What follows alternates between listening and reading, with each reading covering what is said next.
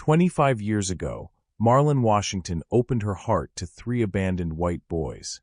Today, she faced life in prison for allegedly hating people who looked exactly like them. The irony wasn't lost on her as she sat in the defendant's chair, her dark hands folded in her lap while the prosecutor painted her as a monster. Behind her, she could feel the weight of stares from strangers who had already convicted her in their minds.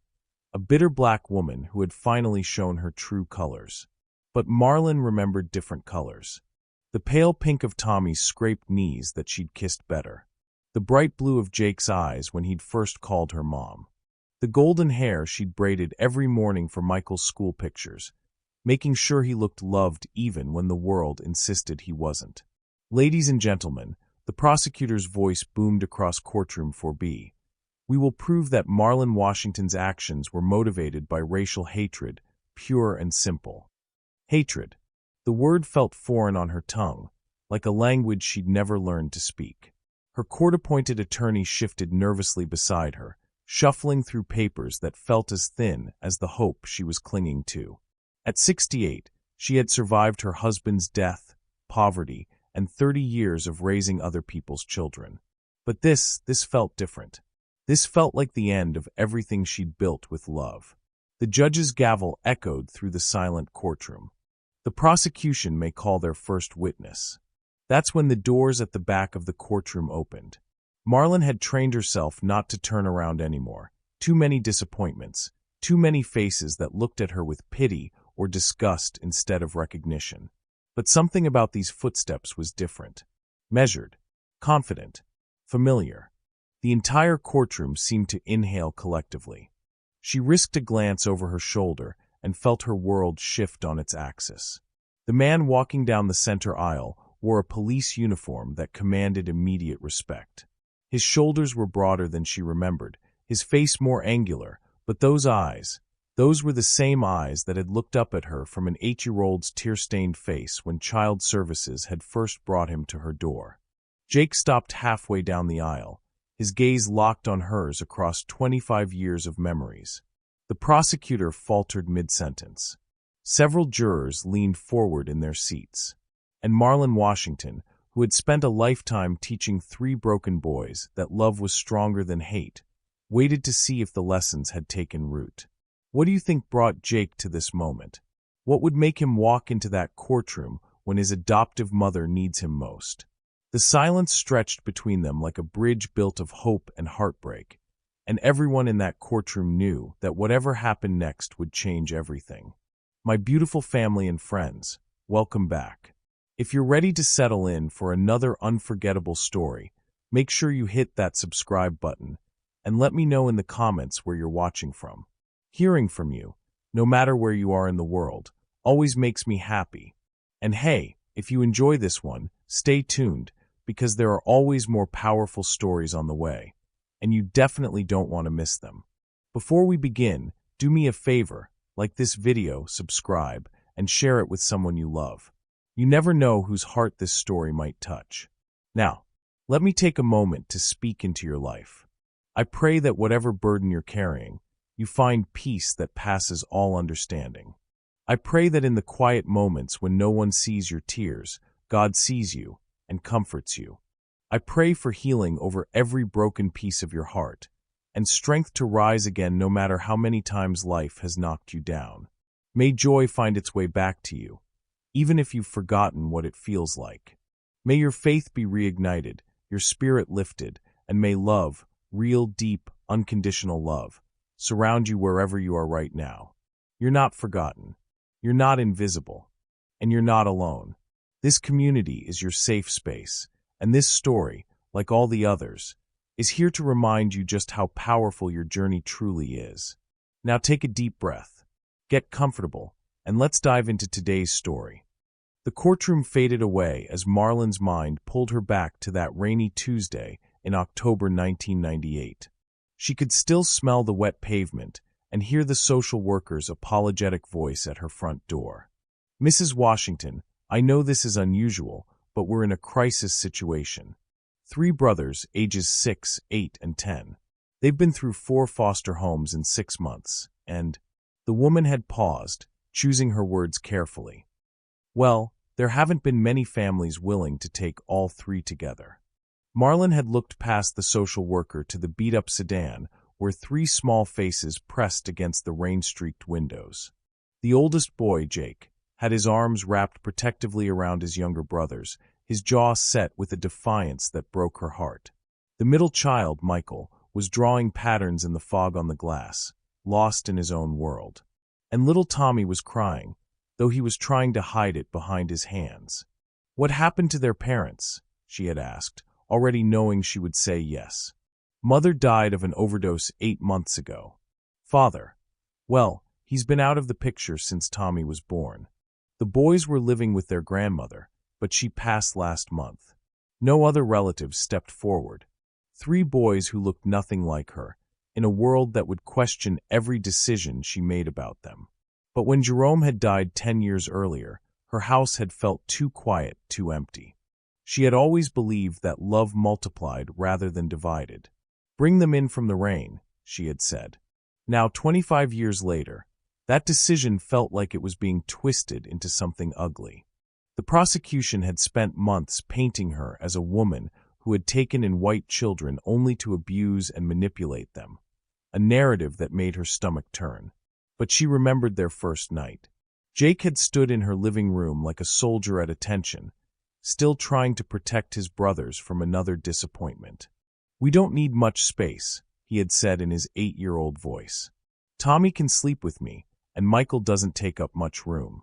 "Oh, honey," Marlon had knelt down to his level. "You each get your own bed. This is your home now." The doubt in his eyes had been heartbreaking. "Until someone wants to adopt us separately?" "No, baby. You're brothers. Brothers stay together. And I'm not going anywhere." Michael had been the first to believe her. He was sensitive, artistic even then, drawn to the watercolor paintings Jerome had left hanging in the hallway. "Did your husband paint these?" he had whispered that first night. He did. He always said art was how the soul spoke when words weren't enough. From that moment, Michael had followed her everywhere, soaking up stories about Jerome, about love that transcended loss. He had started drawing pictures for her, crude crayon sketches that she had hung on the refrigerator like masterpieces.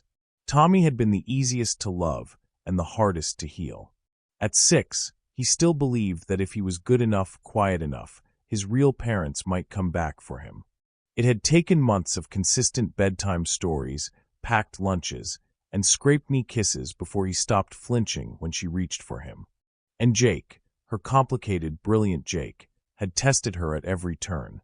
He broke curfew, failed tests he was smart enough to ace, and pushed every boundary she set. It wasn't until she found him crying in the garage one night, clutching a photo of his mother, that she understood. He was terrified to love her because everyone he had ever loved had left him. "I'm not going anywhere, Jake," she had promised, holding him while he finally let himself be small. "You can't scare me away, and you can't push me away. I chose you boys, and I choose you every day." The memory was interrupted by a commotion in the courtroom. Jake had reached the front of the room and was speaking quietly to the bailiff, showing some kind of identification. The prosecutor looked confused, glancing between Jake and the judge.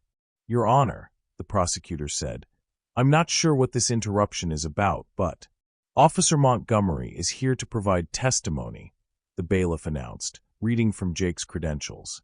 Montgomery. He had taken Jerome's last name when she'd finally been able to adopt all 3 boys officially. Marlon's heart swelled with pride, even as her lawyer leaned over to whisper urgently in her ear. "Did you know he was coming? Did you call him?" She shook her head. She hadn't spoken to any of her boys since her arrest 6 months ago. Her lawyer had advised against it, said it would look better if they stayed away, that their involvement might complicate things. But seeing Jake now, she realized how much she had needed them to know she was innocent. The prosecutor recovered quickly. "Your Honor, this witness isn't on our list or the defense's list. We object to any unscheduled testimony." Jake stepped forward, his voice carrying the authority of someone accustomed to being heard. "Your Honor, I have information directly relevant to this case." Information that will impact the jury's understanding of the defendant's character and the circumstances surrounding the alleged incident. The judge studied Jake carefully. Officer Montgomery, you understand you're under oath? Yes, Your Honor. Very well. But keep it brief. Marlon watched her son, because that's what he was, biology be damned, walk to the witness stand. The 8-year-old boy who had once protected his brothers with fierce determination was now a man who protected his community. She had done that. Despite all her mistakes, all the nights she had worried she wasn't enough, she had raised a man who stood up for what was right. But what was he about to say? And why now, when she had been too proud to ask for his help? As Jake placed his hand on the Bible to be sworn in, Marlon noticed something that made her breath catch. On his uniform, just above his badge, was a small pin, a simple heart painted with watercolors. Michael's artwork, still with him after all these years. The prosecutor was frantically shuffling papers, trying to prepare for a witness he knew nothing about. The defense attorney looked equally bewildered. But Jake's eyes never left Marlon's face, and in them, she saw something she hadn't dared hope for in months. Forgiveness, love, and something else, determination.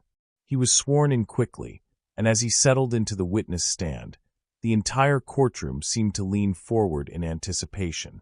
Here was a police officer, a man whose job was to uphold justice, about to testify in defense of a woman accused of a hate crime. The contradiction was powerful, and Marlon could see it register on the faces of the jurors. Jake cleared his throat and looked directly at the prosecutor. I'm ready to answer any questions you have about Marlon Washington.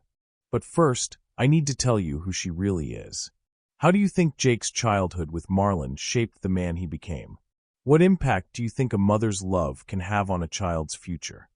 The prosecutor stood abruptly, clearly unsettled by Jake's unexpected presence. Your Honor, I object to this witness making statements instead of answering questions. This is highly irregular. Judge Morrison adjusted his glasses, studying Jake with the measured patience of someone who had seen every courtroom drama imaginable. Officer Montgomery, you'll need to wait for questions. Mr. Patterson, you may proceed with your cross-examination, though I remind you this witness wasn't on your list. Jake nodded respectfully, but Marlon could see the fire in his eyes. The same look he'd had as a boy when he defended his younger brothers from schoolyard bullies. Prosecutor Patterson approached the witness stand cautiously, like a man walking through a minefield. Officer Montgomery, what is your relationship to the defendant? Marlon Washington raised me from the age of 8. She adopted me, along with my 2 younger brothers, and gave us the only real home we'd ever known. I see. Patterson's voice carried a hint of condescension. And you're here to speak to her character? I'm here to tell the truth. The simple statement hung in the air like a challenge. Marlon felt her pulse quicken.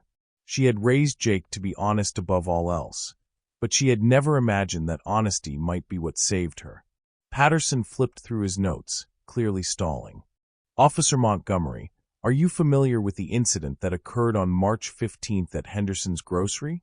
I am now. Were you present during the altercation? No, but I've read the police reports. All of them. Something in Jake's emphasis on all made Patterson pause. What do you mean by that? Jake leaned forward slightly.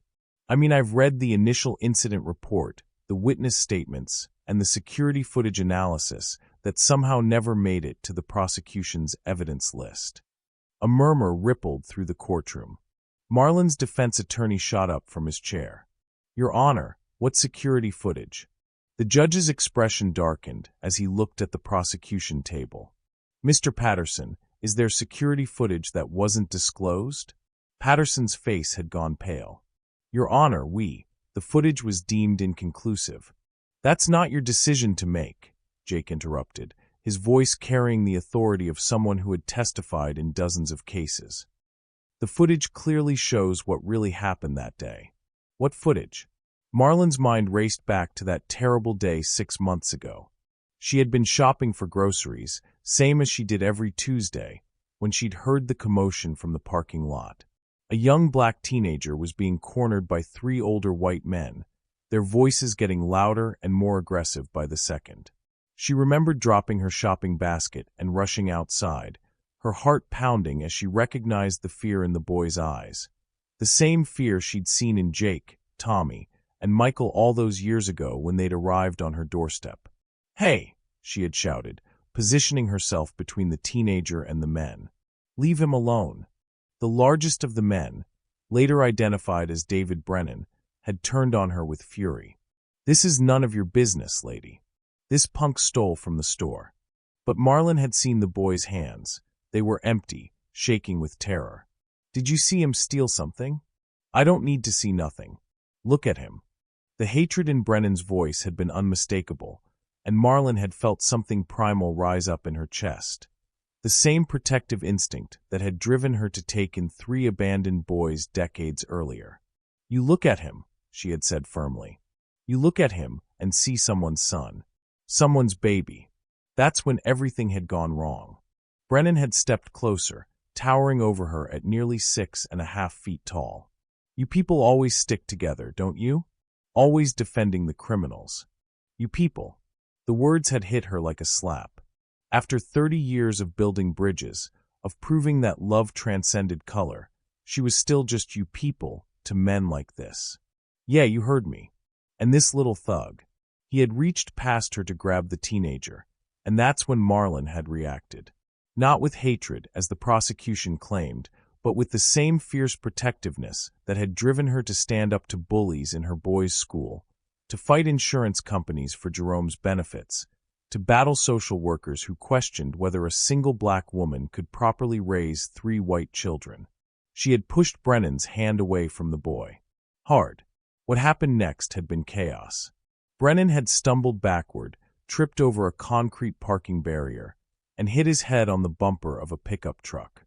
Blood had poured from a gash above his eye, and suddenly everyone was screaming, sirens were wailing, and Marlon found herself in handcuffs while the teenager she'd tried to protect disappeared into the crowd.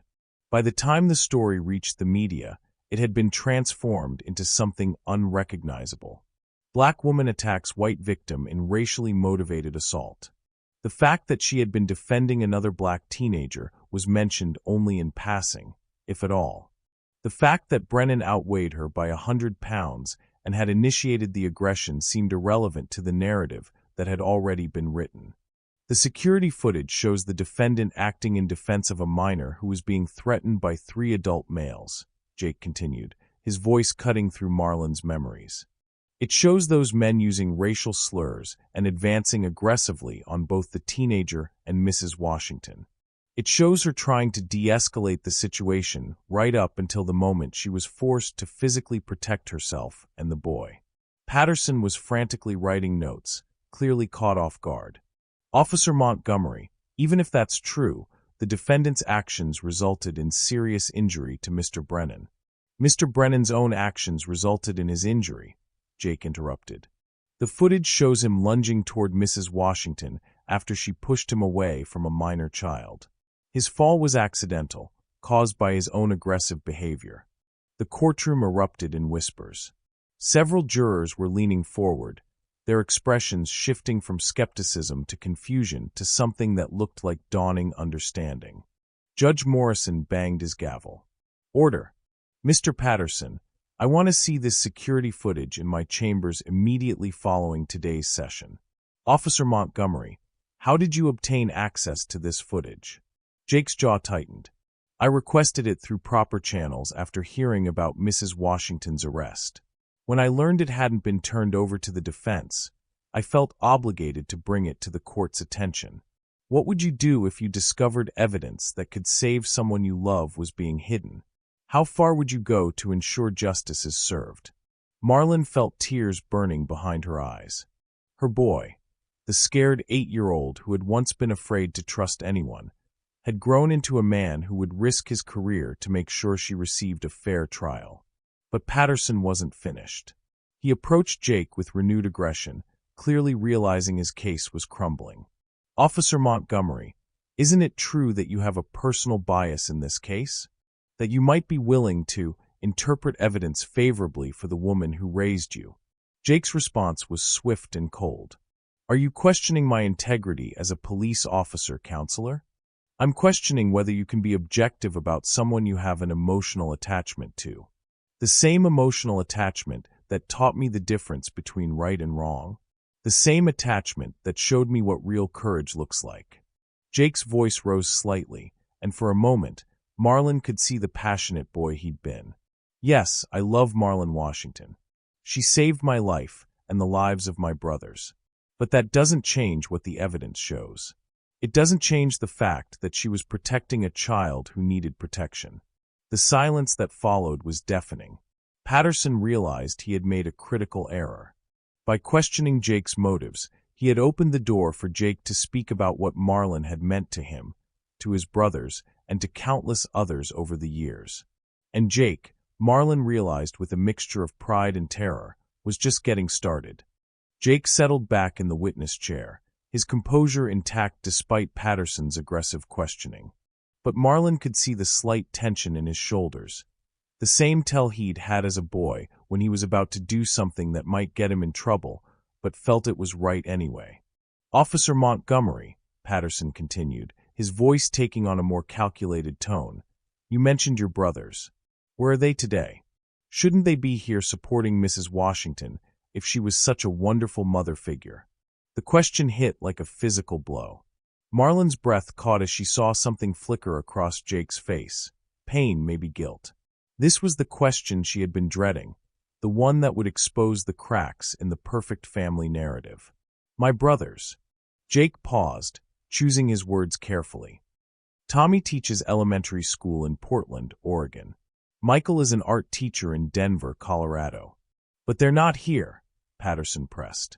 In fact, isn't it true that neither of your brothers has spoken to Mrs. Washington in over 2 years? Marlon felt her world tilt. She had wondered why Tommy and Michael hadn't called, hadn't visited, but she had told herself they were busy with their own lives. She had never imagined. That's not, Jake started, then stopped himself. Isn't it true, Officer Montgomery, that your brothers blame Mrs. Washington for something that happened to your family? Something that drove them away from the woman who supposedly loved them so much. Marlon's defense attorney was on his feet. Objection, Your Honor. This is speculation and hearsay. Your Honor, Patterson countered. This goes directly to the defendant's character and pattern of behavior. I'll allow it, Judge Morrison ruled. But get to your point quickly, counselor. Patterson moved closer to Jake, sensing weakness. Officer Montgomery, 5 years ago, didn't Mrs. Washington make a decision that cost your family dearly? A decision that your brothers felt betrayed their trust. The courtroom fell silent. Marlon closed her eyes, knowing exactly what Patterson was referring to. The memory she had tried to bury, the choice she had made that she still questioned every single day. Answer the question, Officer Montgomery. Jake's voice was barely above a whisper. Mrs. Washington, Marlon, refused to lie for us. Louder, please. She refused to lie for us, Jake repeated, his voice stronger now. 5 years ago, when we asked her to. Patterson smiled like a predator scenting blood. And what were you asking her to lie about? Marlon wanted to scream, to tell Jake he didn't have to relive this, but she was trapped in her chair, watching her past unravel in front of a room full of strangers. My youngest brother Tommy, he made a mistake. A serious mistake. Jake's hands clenched into fists. He was going through a divorce, drinking too much, and he hit someone with his car. Gasps echoed through the courtroom. Several jurors' expressions shifted, and Marlon could practically see their sympathy evaporating. He was driving under the influence. Yes. And someone was injured? A 17-year-old girl. She was in a coma for 3 weeks. Patterson was practically glowing with triumph. And you and your brothers asked Mrs. Washington to provide Tommy with a false alibi, didn't you? To say he was with her that night. We were desperate, Jake said, his voice cracking slightly. Tommy was facing years in prison. We thought if she just said he had been at her house, helping with yard work or something. But she refused. She refused. And as a result, your brother Tommy went to prison. He served 18 months. And your other brother, Michael, blamed Mrs. Washington for not protecting the family. Jake was silent for a long moment. When he spoke, his voice was steady but filled with old pain. Michael said she chose strangers over her own sons. That if she really loved us, she would have lied for Tommy. Marlon felt tears sliding down her cheeks. She remembered that terrible night 5 years ago when her 3 boys had sat in her living room, pleading with her to save Tommy from the consequences of his actions. Michael had been the angriest, his artistic sensitivity making him feel everything more intensely. "You raised us to always tell the truth," he had said, his voice shaking with betrayal. "But when we need you to bend that rule, just once, you won't do it for us?" "Baby," she had whispered, reaching for him, "I can't lie about something like this. That girl is fighting for her life. Her family deserves the truth." "What about our family?" Tommy had demanded through his tears. "What about what we deserve?" And Jake, her steady, protective Jake, had been caught in the middle, trying to hold everyone together while his own heart was breaking.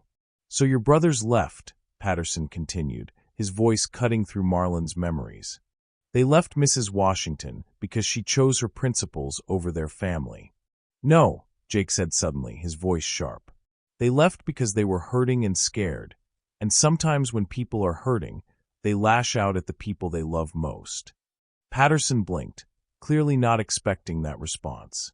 "Tommy didn't leave because he was angry," Jake continued, gaining momentum. "He left because he was ashamed. Ashamed that he had disappointed the woman who had saved him, who had taught him to be better than he was that night. And Michael left because he was afraid. Afraid of what? Afraid that if he stayed, he might disappoint her too. Afraid that he wasn't strong enough to live up to the example she had set." Patterson tried to regain control. "But they still left. They still abandoned her when—" "They're not here," Jake interrupted, his voice rising, "because I told them not to come." The courtroom erupted in murmurs. Even Marlon's defense attorney looked shocked. "You told them not to come?" Patterson repeated, clearly thrown off script. "I told them to stay away because I knew someone like you would try to use their absence against her. I knew that their pain would be twisted into some kind of evidence of her guilt." Jake's eyes blazed with fury. "Tommy and Michael love Marlon Washington. They love her enough to stay away so their broken relationship couldn't be used to hurt her. And that's exactly the kind of sacrifice she taught us to make, putting what's right ahead of what's easy. What would you sacrifice to protect someone you love? How do we balance loyalty to family with doing what's morally right?" Patterson was floundering now, his carefully constructed narrative falling apart. "Officer Montgomery, if Mrs. Washington is such a pillar of moral character, why didn't she just call the police that day at the grocery store instead of taking matters into her own hands?" "Because there was no time," Jake replied immediately. "Because when you see a child in danger, you don't stand there calculating the legal ramifications. You act. Just like she acted when she took in 3 broken boys who had nowhere else to go. But her actions resulted in violence."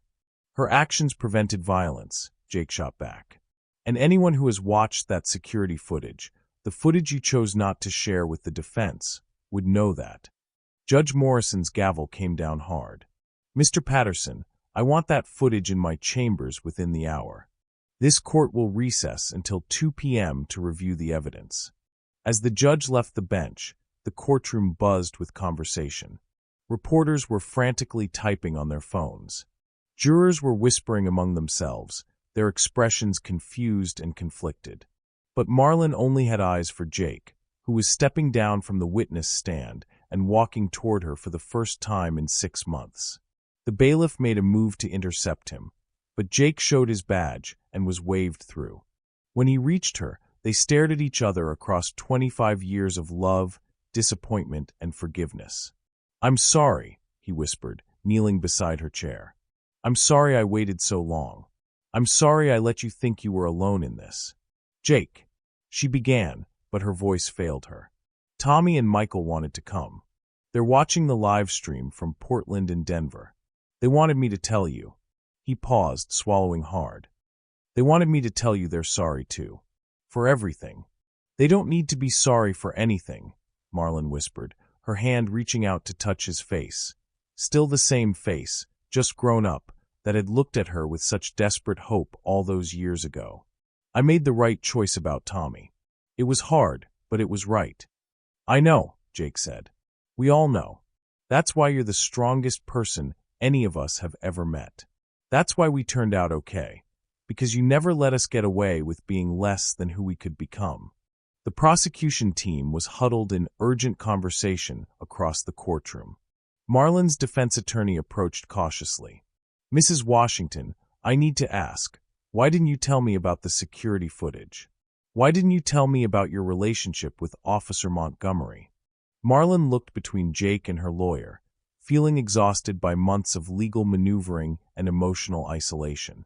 Because I didn't want my boys to be hurt by this any more than they already had been. And because, she paused, the truth painful to admit.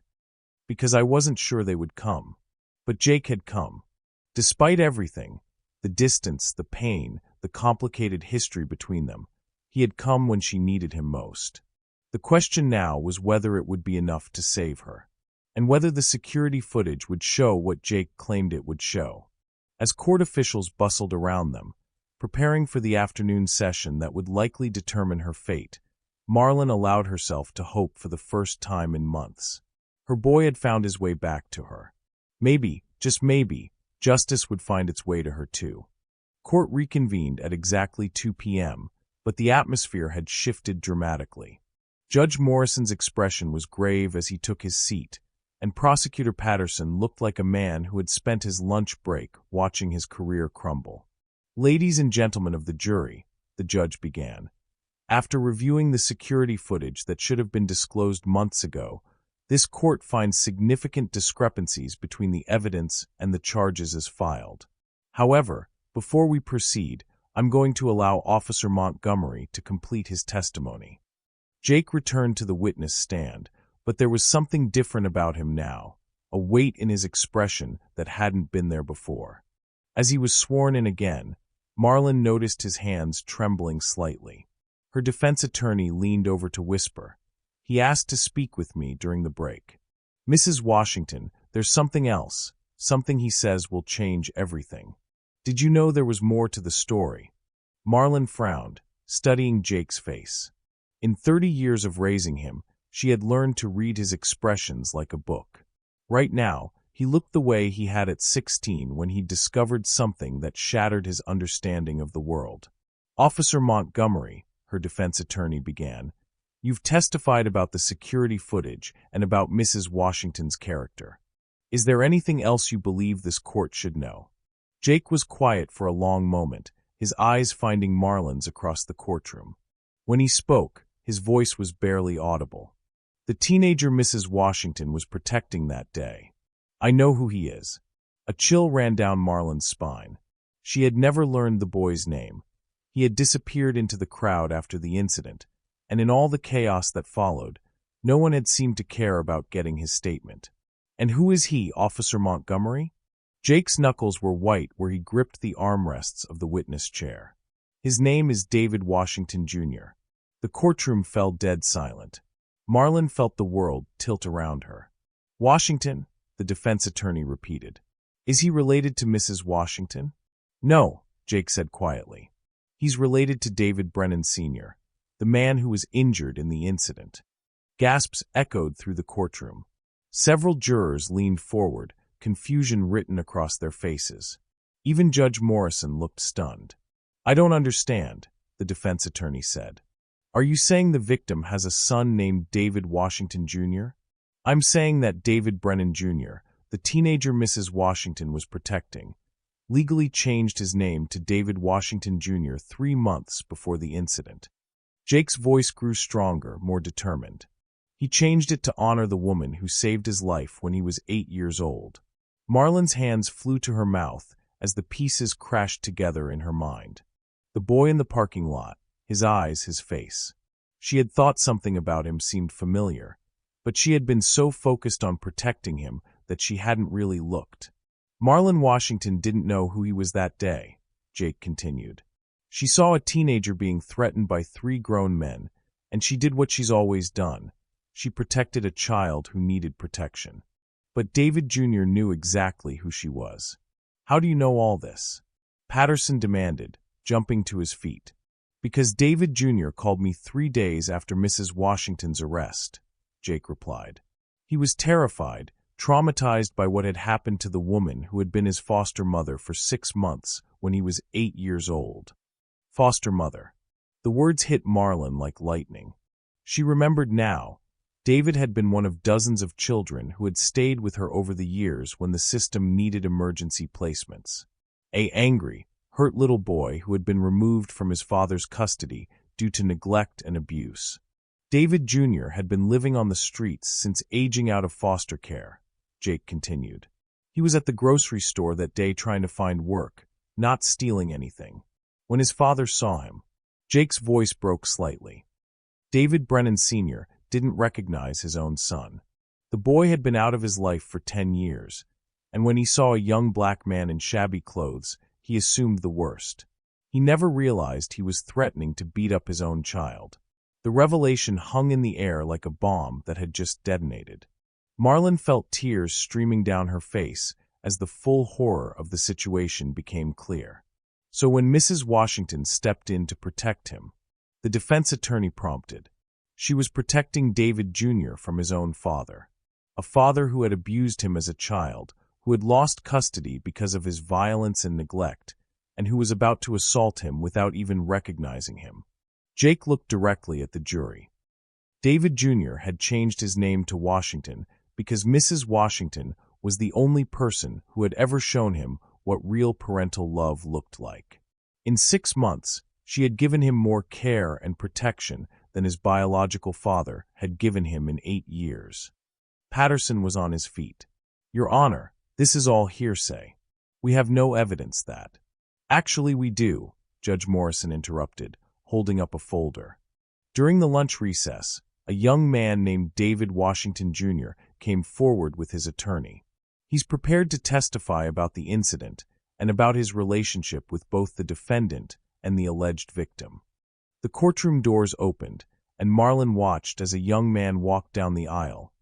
Tall, lean, with kind eyes that she remembered from a scared 8-year-old who had cried himself to sleep his first 3 nights in her house. He had grown into a handsome man, despite the circumstances that had shaped his childhood. But it was the way he looked at her, with pure gratitude and love, that broke her heart completely. Mrs. Washington, he said as he passed her chair, his voice thick with emotion. I'm so sorry. I'm so sorry this happened because of me. David, she whispered, reaching out to touch his hand. Baby, you have nothing to be sorry for.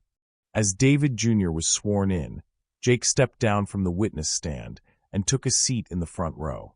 The 2 young men, so different in their paths but both shaped by Marlon's love, exchanged a look of understanding. Mr. Washington, the defense attorney began, can you tell us what happened on March 15th at Henderson's grocery? I had been looking for work all week, David Jr. began, his voice steady despite the emotion in his eyes. I saw they were hiring stock clerks, so I went to talk to the manager. When I came out of the store, 3 men cornered me in the parking lot. Did you know who they were? I recognized one of them immediately. He was older, grayer, but I knew that voice. I knew that anger. David Jr.'s hands clenched in his lap. It was my biological father, David Brennan. And what did he say to you? He called me a thief. Said people like me were ruining the neighborhood. He was talking about calling the police, maybe teaching me a lesson himself. David Jr.'s voice hardened. The same threats he used to make when I was a child. Did you tell him who you were? I tried to. I said, Dad, it's me. It's David. But he just got angrier. He said I wasn't his son, that his son was dead to him. Tears were flowing freely down David Jr.'s face now. That's when Mrs. Washington appeared. What would you do if you had to face the parent who abandoned you? How do you find the strength to forgive someone who was supposed to protect you but chose to harm you instead?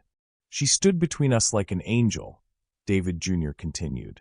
She looked at my father, this big, angry man, and she wasn't afraid at all.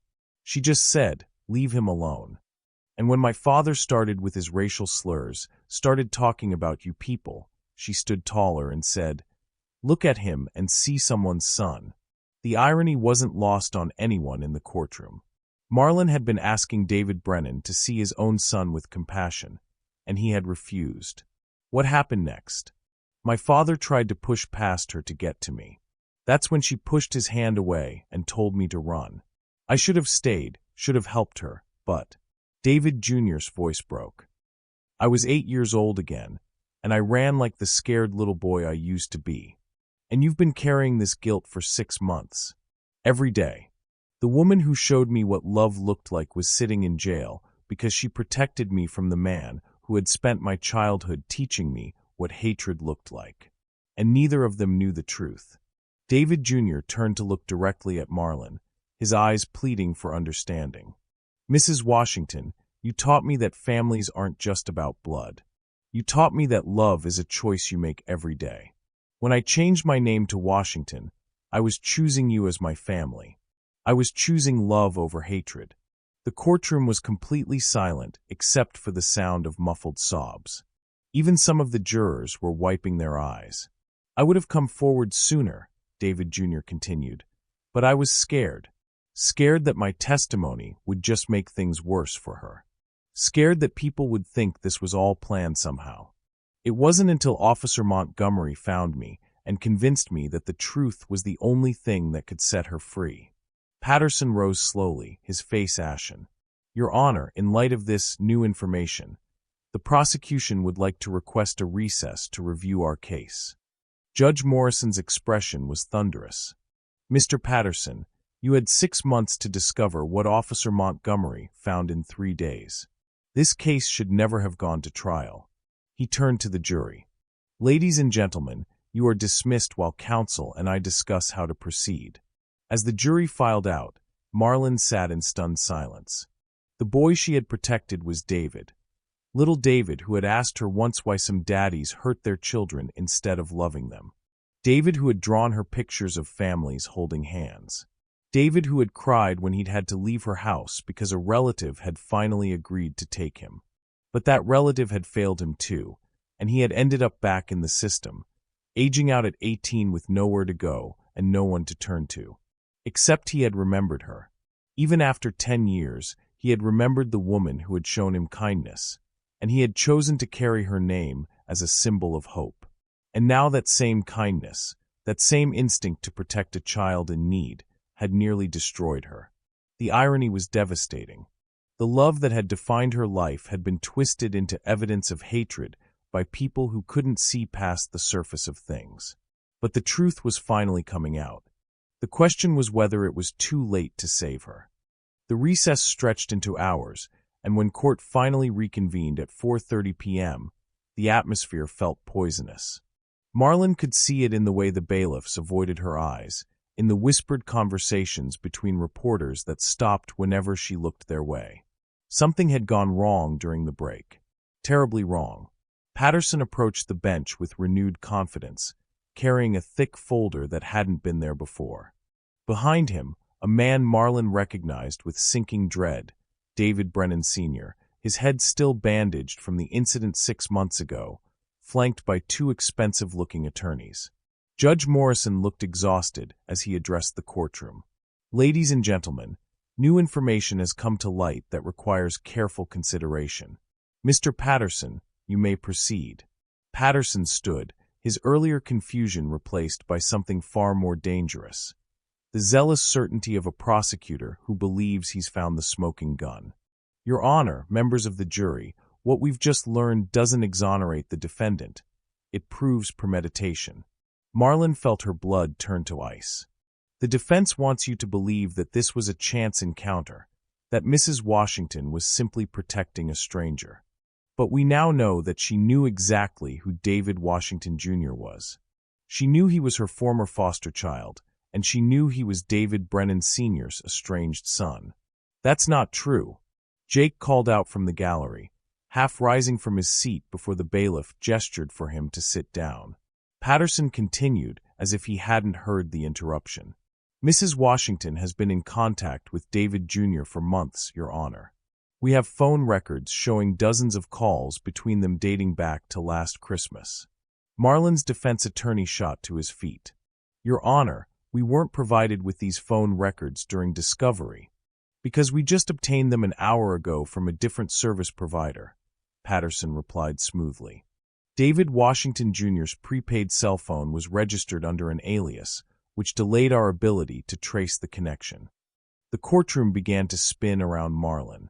Phone calls? She had never, but then she remembered. The wrong number calls she'd been getting for months. A young man's voice saying sorry, wrong number, but always hesitating before hanging up. She had thought it was just a confused person with an old contact list. But, David, she whispered, her heart breaking as the pieces fell into place. He was trying to reach out. Furthermore, Patterson continued, we have witness testimony from Mr. Brennan's companions that Mrs. Washington approached them aggressively, shouting racial epithets of her own before the physical altercation began. That's a lie. David Jr. stood up in the gallery, his face flushed with anger. I was there. She never said anything like that. Mr. Washington Jr., Patterson replied with practiced calm, you've already admitted that you fled the scene immediately. How can you testify to what was said after you left? Judge Morrison banged his gavel. Order. Mr. Washington Jr., please be seated. But David Jr. wasn't finished. She called him out of his name because he was threatening his own son. Because he was. Because she had planned this confrontation. Patterson shouted over him. Because she had been grooming David Jr., filling him with hatred for his biological father, waiting for the perfect opportunity to exact revenge. The accusation hung in the air like a toxic cloud. Marlon felt her chest tighten, her breathing becoming shallow and labored. The stress of the past 6 months, combined with the shock of these new accusations, was taking its toll on her 68-year-old body. Mrs. Washington, her defense attorney whispered urgently. Are you all right? She wasn't all right. Nothing would ever be all right again. The beautiful revelation of David Jr.'s love and loyalty was being poisoned, twisted into something ugly and manipulative. Patterson wasn't finished. Ladies and gentlemen of the jury, we're not dealing with a spontaneous act of protection. We're dealing with a calculated assault planned by a woman who has spent decades positioning herself as a savior while manipulating vulnerable children for her own purposes. How dare you? Jake's voice carried across the courtroom, low and dangerous. Officer Montgomery. Patterson turned toward him like a predator scenting blood. Since you've involved yourself in this case, let's talk about your own relationship with the defendant. Isn't it true that Mrs. Washington has a pattern of taking in troubled children and then using their gratitude to control them? No, Jake replied firmly, but Marlon could see the doubt creeping into some of the jurors' faces. Isn't it true that she demanded complete loyalty from you and your brothers? That she threatened to send you back into the system if you didn't obey her rules? She gave us boundaries because she loved us. Loved you? Or controlled you? Patterson was in full attack mode now. Officer Montgomery, when your brother Tommy needed help 5 years ago, didn't Mrs. Washington abandon him? Didn't she choose her own moral superiority over protecting the boy she claimed to love? Marlon watched Jake's face crumble as the prosecutor's words found their mark. The old wound, the one that had separated her family, was being ripped open in front of strangers who would judge them all. She made the right choice, Jake said weakly. Did she? Or did she make the choice that made her feel righteous, regardless of the cost to your family? The courtroom was dead silent. Marlon could see the confusion and doubt spreading across the jurors' faces like a poison. The beautiful story of love and sacrifice was being reframed as manipulation and control. And then David Brennan Sr. stood up. Your Honor, he said, his voice carrying the authority of a man accustomed to being heard. I'd like to say something about the woman who attacked me. Judge Morrison looked reluctant. Mr. Brennan, you're not scheduled to testify until tomorrow. Please, Your Honor. This affects my family directly. Against her attorney's whispered objections, the judge allowed Brennan to approach the witness stand. As he passed Marlon's table, he looked down at her with pure hatred. Mrs. Washington, he said quietly, just loud enough for her to hear. You stole my son from me once. You filled his head with lies about me, turned him against his own blood. And now you're trying to make me the villain in your twisted revenge fantasy. Marlon tried to speak, to defend herself, but her voice came out as barely a whisper. I never. Mr. Brennan, Judge Morrison warned, please take your seat in the witness chair. But the damage was done. Brennan's words, coupled with Patterson's accusations, had created a narrative that was impossible to fight. Marlon wasn't a protector, she was a manipulator. She wasn't a loving mother, she was a controller who used children's vulnerability against them. As Brennan was sworn in, Marlon felt her chest pain intensify. She was having trouble catching her breath, and her left arm was beginning to tingle. Mrs. Washington, her defense attorney whispered urgently, you're pale. Do you need medical attention? She shook her head, though the courtroom was starting to blur around the edges. She couldn't leave now. Not when everything she had built with love was being dismantled with lies. Brennan began his testimony with the polished confidence of a man who had spent years in corporate boardrooms. Your Honor, I want the court to understand what kind of woman we're dealing with. 27 years ago, my son David was removed from my custody during a difficult period in my life. I was struggling with alcoholism, trying to rebuild after my wife's death. He paused, allowing his vulnerability to settle over the courtroom. I never stopped loving my boy, never stopped trying to get him back. But the system placed him with Mrs. Washington, and from that moment on, she systematically poisoned his mind against me. What happens when the truth becomes indistinguishable from lies? How do you fight an enemy who uses your greatest strength, your love, as evidence of your greatest weakness? During the 6 months David lived with her, I was allowed only supervised visits. And during every single visit, my son became more distant, more hostile. She was teaching him to hate me, filling his head with stories about what a terrible father I was. Marlon wanted to scream that she had never said anything against any of the children's birth parents, that she had encouraged them to love and forgive when possible. But the words wouldn't come, and her chest felt like it was being crushed by an invisible weight. When David aged out of foster care, Brennan continued, I tried to reconnect with him. I hired private investigators, reached out through social media, offered to pay for college, housing, whatever he needed. But Mrs. Washington had done her work too well. My son wanted nothing to do with me. He turned to look directly at the jury, his eyes glistening with what appeared to be genuine tears. So when I saw him in that parking lot 6 months ago, looking homeless and desperate, my heart broke. This was my child, living on the streets rather than coming home to his father. And when I tried to approach him, to offer help, Mrs. Washington appeared like some avenging angel to protect him from the father who had been trying to save him for 10 years. The narrative was complete, devastating in its simplicity. David Jr. wasn't a grateful foster child honoring the woman who had loved him. He was a brainwashed victim being used as a weapon against his own father. Marlon wasn't a protector. She was a predator who had stolen a child's love for his birth parent and weaponized it for revenge. And there was no way to prove otherwise. Marlon felt her vision tunneling, her breathing becoming more labored.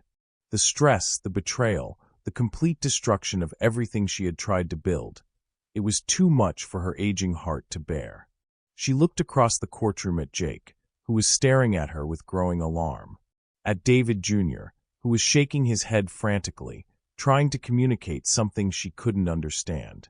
And at the jury, whose faces now showed not confusion or sympathy, but disgust. They believed Brennan's version. They believed she was everything he said she was. As the chest pain intensified and the courtroom began to fade around her, Marlon Washington realized that sometimes love wasn't enough. Sometimes the truth wasn't enough. Sometimes good people lost, and the lies won, and there was nothing you could do but wait for your heart to stop breaking long enough for you to breathe. But breathing was becoming harder by the second. And as darkness crept in around the edges of her vision, Marlon wondered if this was how her story would end. Not with the triumph of love over hatred, but with hatred disguised as righteousness winning after all. Mrs. Washington, Jake's voice seemed to come from very far away. Someone call 911. She's having a heart attack. The last thing she saw before the darkness claimed her was David Jr. pushing through the crowd toward her, tears streaming down his face, saying the same words over and over again. I'm sorry, Mama. I'm so sorry. Marlon opened her eyes to the steady beeping of a heart monitor and the antiseptic smell of a hospital room. For a moment, she couldn't remember where she was or why her chest felt like someone had taken a sledgehammer to it.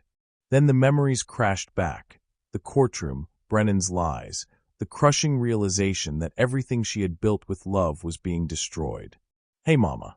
She turned her head, wincing at the effort, to find Jake sitting in a chair beside her bed. His police uniform was wrinkled, his eyes red-rimmed with exhaustion and worry. In the corner of the room, David Jr. sat curled up in another chair, looking like the scared 8-year-old boy she remembered rather than the grown man he'd become. How long? She whispered, her voice barely audible. 18 hours, Jake replied, reaching for her hand. You've been in and out. The doctors said it was stress-induced cardiac arrest. Your heart. Marlon, we almost lost you. She tried to sit up, panic flooding through her. The trial is postponed pending your recovery, Jake said firmly, gently pushing her back against the pillows. The judge declared a medical recess. But Brennan's testimony, what he said, Marlon felt tears threatening again. They believe him, don't they? The jury, they think I'm everything he said I am. David Jr. stood up suddenly, his movement sharp and agitated. This is my fault. All of it. I should never have called you all those months. I should never have. David, Marlon interrupted, her voice growing stronger. Come here, baby. He approached her bed hesitantly, like he was afraid she might disappear if he got too close. You called me? She asked softly. Yeah. I kept calling and hanging up. I wanted to hear your voice, wanted to tell you I was okay, but I was scared you wouldn't remember me. Scared you wouldn't care about some kid who lived with you for 6 months 20 years ago. Marlon's heart broke all over again. Oh, David. I remember every child who ever stayed with me. Every single one. She reached for his hand. And I never stopped wondering what happened to you, never stopped hoping you were safe and happy. I wasn't, he whispered. I haven't been safe or happy since I left your house. You were the only real family I ever had. Jake leaned forward.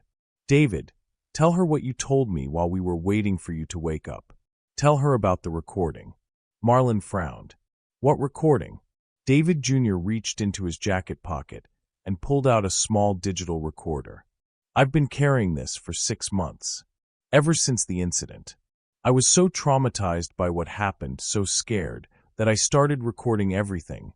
Conversations, encounters on the street, anything that might help me remember details if someone asked questions later. He held up the device with shaking hands. I had it in my pocket that day at the grocery store. It was running when everything happened. The room fell silent except for the steady beeping of Marlon's heart monitor. You mean you have a recording of the entire incident? Jake asked. Everything, David Jr. confirmed. From the moment my father and his friends cornered me to the moment the ambulance arrived. Every word, every sound. Marlon felt something stirring in her chest. Not pain this time, but something that felt almost like hope. David, why didn't you? Because I was scared, he said, tears starting to flow. Scared that it would make things worse somehow. Scared that people would think it was fake, or that I had planned it. But lying here waiting for you to wake up, listening to Jake talk about who you really are. He looked directly into her eyes. I realized that you taught me something 20 years ago that I forgot somewhere along the way. What's that, baby? That the truth is worth fighting for, even when it's scary, even when it hurts. Jake was already reaching for his phone. David, we need to get that recording to the defense attorney immediately. And to the judge. There's more, David Jr. said quietly. After I ran that day, I didn't go far. I hid behind some cars and kept recording. I heard everything my father said while they were waiting for the police. Marlon's heart monitor began beeping faster. What did he say? He told his friends that he knew exactly who I was. He said he had recognized me immediately, but pretended not to because he didn't want people to know his son was homeless. He was embarrassed by me. The revelation hit like a physical blow. He knew. He knew, and he was going to let you be arrested for protecting his son without saying a word. But that's not the worst part. David Jr.'s voice hardened with anger. He told them that this was perfect, that he could finally get back at the bleeding heart who had stolen me from him all those years ago. He said you deserved whatever happened to you. Jake was already dialing. I'm calling your attorney right now. David, that recording proves premeditation, on Brennan's part, not yours, Marlon. He set this whole thing up. There's something else, David Jr. continued, his voice gaining strength. I know why he really lost custody of me back then. It wasn't just the drinking, and it wasn't just neglect. Marlon's throat tightened. She had suspected, but the social workers had been careful never to confirm her fears. He used to hurt me. Bad. And when I lived with you, you noticed the scars, didn't you? You asked gentle questions, made me feel safe enough to tell you the truth. Oh, David, you're the one who reported it to Child Services. You're the reason he lost parental rights permanently instead of just temporarily. And he's known it was you all these years. The pieces were falling into place with devastating clarity. This wasn't about a hate crime at all. This was about revenge. Brennan had spent 27 years nursing his hatred for the woman who had saved his son's life by exposing his abuse. What lengths would you go to for revenge? How do we fight against those who use the system itself as a weapon? Jake finished his phone call and turned back to them. Your attorney is on her way. So is the prosecutor. He's been ordered by the judge to hear this recording immediately. Jake, Marlon said quietly, what if it's not enough? What if they still don't believe? Then we keep fighting, he interrupted, his voice fierce with determination. Tommy and Michael are driving down from Portland and Denver. They'll be here by tonight. But I thought you told them not to come. I lied, Jake admitted with a small smile. I told them that because I was afraid their complicated feelings about the Tommy situation would hurt your case. But when David Jr. called them and told them what was really happening, they got in their cars immediately. Tommy said to tell you that he's sorry, David Jr. added. He said to tell you that you were right to refuse to lie for him, and that he spent 5 years trying to become the man you always believed he could be. And Michael, Marlon whispered. Michael said he's bringing something he's been working on for 5 years, something he wanted to give you but was too ashamed to deliver. Jake squeezed her hand. He said it's time to come home. For the first time in months, Marlon felt her heart filling with something other than fear and pain. Her boys were coming home. All of them. Even David, especially David, who had carried her name and her love through 20 years of hardship. There's one more thing, Jake said, his voice taking on the official tone he used when he was about to deliver important information. I've been doing some investigating of my own. David Brennan Sr. has a history, multiple complaints of domestic violence from his late wife, 2 previous assault charges that were dropped, and a restraining order filed by a former girlfriend. How did the prosecution miss all of this? They didn't miss it, Jake replied grimly. They buried it. Brennan has connections, money, influence. He's been painting himself as the victim while using his resources to destroy you. But now they had the recording. Now they had the truth. And more importantly, now they had each other again. Marlon closed her eyes, feeling stronger than she had in months. The heart attack had nearly killed her, but it had also awakened something in her sons, the understanding that some things were worth fighting for, no matter the cost. When do I go back to court? She asked. Tomorrow, if the doctors clear you, Jake replied. Are you ready for that? Marlon thought about all the children she had loved over the years, all the scared faces that had looked to her for protection and guidance. She thought about Jerome, who had taught her that love was a choice you made every single day, even when it was hard. And she thought about the 3 boys who had become men, who were driving through the night to stand beside her when she needed them most. I'm ready, she said firmly. It's time to tell the real story. The truth was going to set them all free.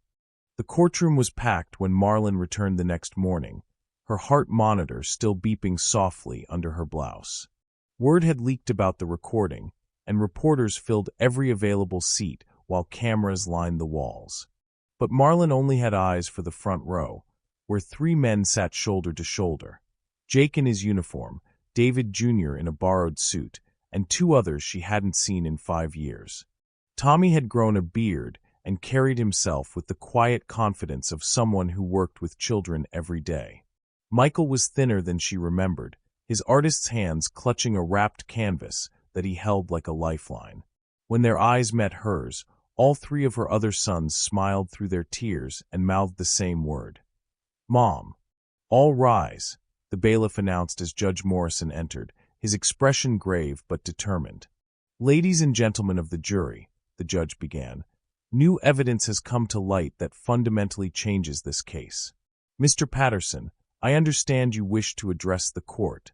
Patterson stood slowly, looking like a man walking to his own execution.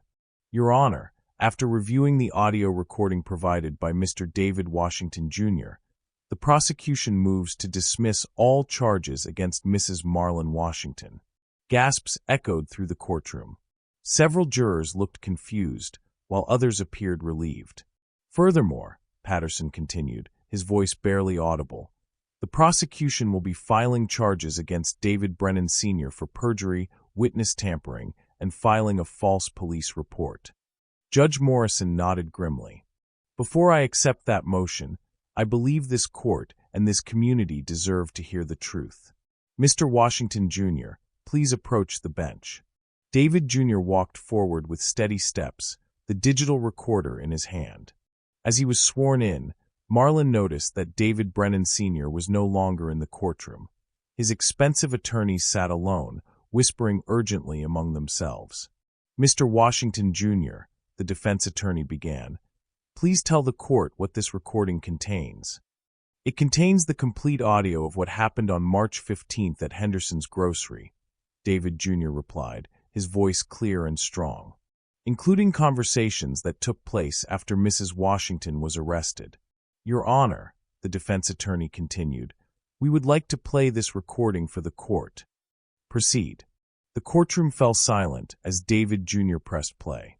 The first sounds were muffled, footsteps, distant voices. Then David Jr.'s voice came through clearly.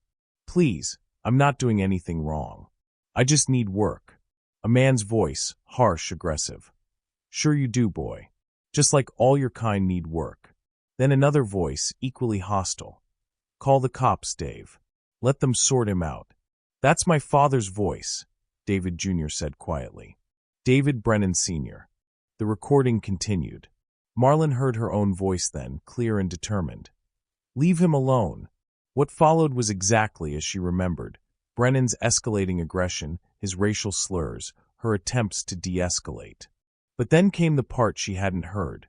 The conversation that took place after she was handcuffed and placed in the police car. Brennan's voice, triumphant and cold. "Boys, this is perfect. Absolutely perfect." One of his companions. "Dave, you're bleeding pretty bad. We should get you to a hospital. In a minute. First, let me tell you who that kid was. Some punk from the projects." Brennan's laugh was ugly, vindictive. "That punk was my son." Silence on the recording then. "Your son?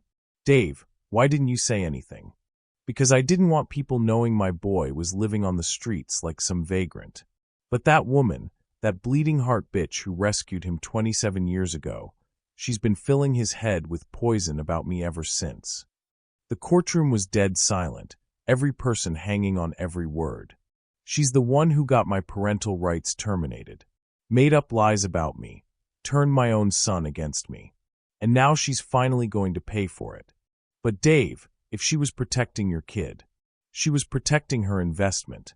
Brennan's voice was filled with venom. "She collects broken children like trophies, makes them dependent on her, then uses their gratitude to make herself feel like some kind of saint. Well, now everyone's going to see what she really is. What does it feel like to hear evil reveal itself so completely? How do we process the depth of someone's hatred when it's directed at everything good in the world?" The recording continued with Brennan instructing his friends to tell the police that Marlon had used racial slurs, that she had attacked him unprovoked. They could hear him planning his testimony, coaching his witnesses, creating the false narrative that had nearly destroyed her life. When the recording ended, the courtroom remained silent for a long moment. Then Judge Morrison spoke, his voice heavy with disgust. In 30 years on the bench, I have rarely seen such a deliberate perversion of justice. Mr. Brennan orchestrated this entire incident to destroy an innocent woman out of personal vendetta. He turned to the jury. Ladies and gentlemen, you are dismissed. There will be no deliberation because there is no case. Mrs. Washington, please rise. Marlon stood on shaking legs, supported by her defense attorney and Jake, who had moved to her side. Mrs. Washington, Judge Morrison continued, on behalf of this court and this community, I offer you our deepest apologies. You have been the victim of a grave injustice, and I want you to know that Mr. Brennan will face the full consequences of his actions. The courtroom erupted in applause, but Marlon barely heard it. She was looking at her boys, all 4 of them now, who were crying and smiling and reaching for her. Tommy was the first to reach her, wrapping her in a hug that felt like coming home. Mom, he whispered, I'm so sorry. For everything. For not being here, for not believing in you when. Shush, she whispered back, holding him tight. You're here now. That's all that matters. Michael was next, still clutching his wrapped canvas. Marlon, I have something for you. Something I should have given you years ago. With trembling hands, he unwrapped the painting. It was a watercolor, not unlike the ones Jerome used to create, showing a small house with light pouring from every window. In the yard, a woman was surrounded by children of every color, all holding hands, all smiling. At the bottom, in Michael's careful script, were the words, Home is where love lives. Thank you for teaching us what family really means. I painted it the year after I left, Michael said through his tears. I wanted to give it to you, to apologize, but I was too proud, too hurt. I've been carrying it with me ever since, waiting for the courage to come home. You're home now, Marlon said, pulling him into the hug with Tommy. All of you are home. Jake and David Jr. joined them, and for a moment, the 5 of them stood in the center of the courtroom, holding each other like they were never going to let go again. Around them, reporters snapped pictures and asked questions, but Marlon didn't care. Her heart, the heart that had nearly given out under the weight of hatred and lies, was full to bursting with the only thing that had ever really mattered. Love. Pure, unconditional, transformative love. The kind of love that could survive anything, even the worst that the world had to offer. The kind of love that always won in the end. 6 months later, Marlon stood in her kitchen, the same kitchen where she had packed countless school lunches and kissed countless scraped knees, watching as Jake helped David Jr. hang Michael's painting above the breakfast table. The morning sun streaming through the windows seemed brighter somehow, as if the darkness of the past year had made her appreciate the simple beauty of light. A little to the left, Tommy called from his spot at the stove, where he was making pancakes for what had become their weekly family breakfast. Perfect. It was perfect, Marlon thought. Not because life had suddenly become easy, it hadn't, but because they had chosen to build something beautiful from the broken pieces. David Jr. stepped back to admire the painting, still amazed sometimes that he was welcome in this house, at this table, as part of this family. Mrs. Washington. Marlon, she corrected gently, as she had been doing for months. Or Mom. Whatever feels right to you.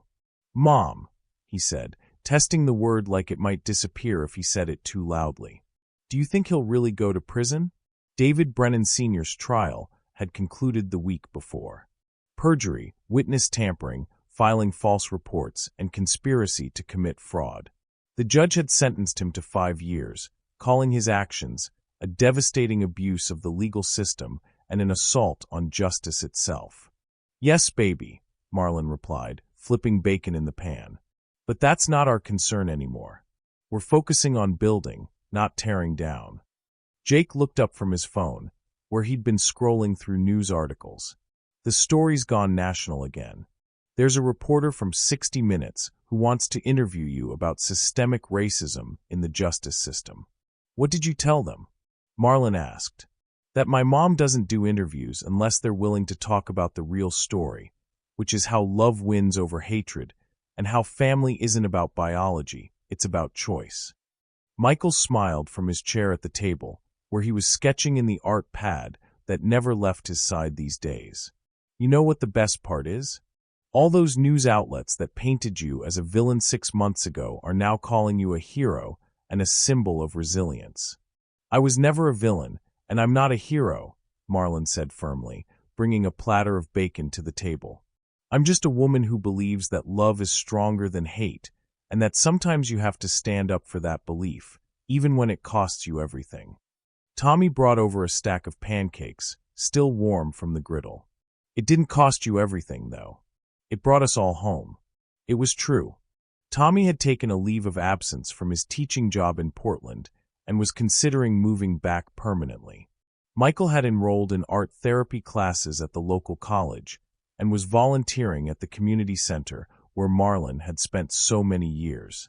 Jake had been promoted to detective, partly because of the integrity he'd shown during the trial. And David Jr., her newest son, had gotten his GED and was starting community college in the fall, majoring in social work.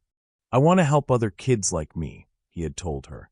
Kids who think they don't deserve love, who think they're too broken to be fixed. I want to show them what you showed me, that everyone deserves a family. As they sat around the table, passing syrup and sharing stories about their week, Marlon felt a familiar warmth spreading through her chest. Not the painful tightness that had nearly killed her in that courtroom, but the expansive feeling of a heart that had room for everyone. There's something I want to say, she announced, setting down her fork. For faces turned toward her expectantly. This year taught me something important. It taught me that the love we build together is stronger than any hatred the world can throw at us. It taught me that family isn't just about who raises you. It's about who chooses to stand by you when everything falls apart. She looked at each of her boys in turn. Jake, you risked your career to save me. Tommy, you drove through the night to be here when I needed you. Michael, you came home even though you were scared I might reject you. And David, you found the courage to tell the truth even though it meant facing the man who hurt you. Her voice grew stronger, filled with the certainty of someone who had been tested by fire and emerged refined. Each of you could have walked away. Each of you had reasons to protect yourselves instead of protecting me. But you chose love. You chose family. You chose to fight for what's right. What would you fight for? What relationships in your life are worth risking everything to protect? Jake reached over and took her hand. You taught us how to choose love, Mom. Everything we did, we learned from watching you. No, Marlon said firmly. You learned it from living it. From 40 years of making breakfast together and helping with homework and talking through problems and holding each other when things got hard. You learned it because we built it together, one day at a time. David Jr. spoke up quietly. What happens now? I mean, with all the attention, all the people calling you a hero. Marlon smiled. Now we keep doing what we've always done. We love the people in front of us. We help the kids who need help. We build bridges instead of walls. She gestured to the painting on the wall. We make home a place where everyone belongs. Tommy raised his orange juice glass. To Mom, he said, who taught us that the best families aren't born, they're chosen. To love that never gives up, Michael added, raising his own glass. To standing up for what's right, even when it's terrifying, Jake contributed. To second chances, David Jr. said quietly, and to mothers who see potential where others see problems. And to new beginnings, Marlon finished, raising her coffee mug to touch theirs. To the understanding that every day is a chance to choose love over fear, hope over despair, and family over everything else the world tries to tell us matters more. As they clinked their glasses together, sunlight flooded the kitchen, illuminating the painting that showed a house full of light and a woman surrounded by children of every color. Outside, the world continued to struggle with questions of race and justice, with division and hatred, with the complex realities of modern life. But inside Marlon Washington's kitchen, 5 people who had chosen to be family sat around a table sharing pancakes and planning their future together. It wasn't a perfect world, and they weren't perfect people. But they had learned the most important lesson of all, that love multiplied instead of divided, that families were built through daily choices rather than biological accidents, and that sometimes the most powerful revolution was simply refusing to let hatred win. More pancakes, anyone? Tommy asked, standing to return to the stove. Always, Marlon replied, smiling at the beautiful, ordinary magic of it all. There's always room for more. And there was. There always had been, and there always would be. Because love, real love, never ran out. It only grew. Thank you so much for watching this story all the way to the end. If this touched your heart, then you're going to love the next one. It's just as powerful and even more intriguing than you can imagine. So don't stop here. Click the video showing on your screen right now and continue the journey. I'll be waiting for you on the other side of that story. See you there.